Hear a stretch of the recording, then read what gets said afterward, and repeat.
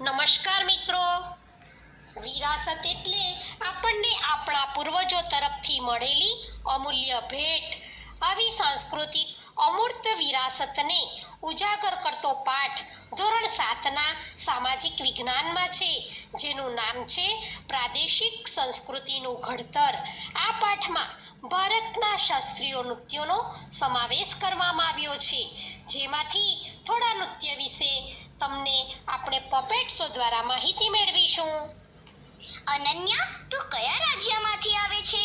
હું તો કેરળ રાજ્યથી આવું છું. કેરળનું કયું નૃત્ય પ્રખ્યાત છે તેના વિશે મને જણાવ ને.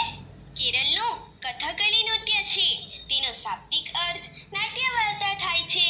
અભિનય એ આ નૃત્યનો આત્મા છે. અભિનય ઉપરાંત રંગભૂષા અને વેશભૂષા પણ ખૂબ મહત્વની ગણાય છે.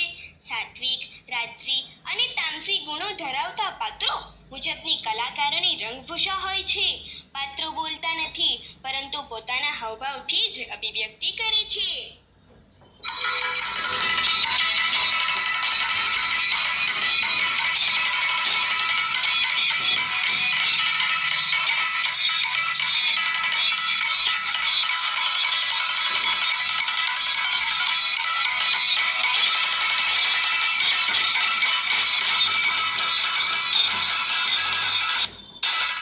તને આ નૃત્ય આવડે છે?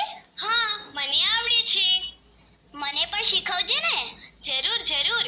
ઈશાની, તું કયા રાજ્યની છે? મારા રાજ્યનું નામ તમિલનાડુ છે. તમિલનાડુનું કયું નૃત્ય પ્રખ્યાત છે તેના વિશે મને વિગતે જણાવ ને. તમિલનાડુનું ભરતનાટ્યમ નૃત્ય પ્રખ્યાત છે.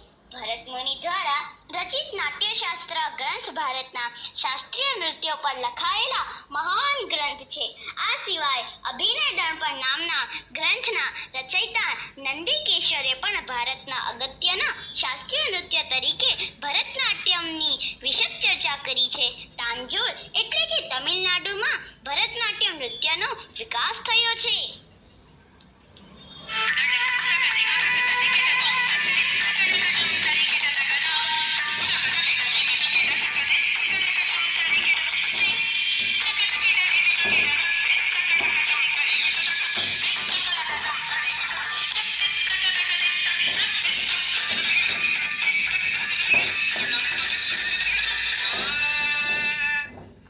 તને આ નૃત્ય આવડે છે?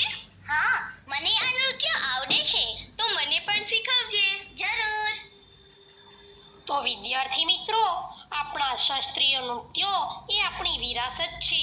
આ ઉપરાંત ધાર્મિક વિધિ, લોકગીતો, દંતકથાઓ, માન્યતાઓ, દંત પ્રણાલીઓ, આ બધી આપણી વિરાસત છે. આપણે તેનું સન્માન કરવું જોઈએ.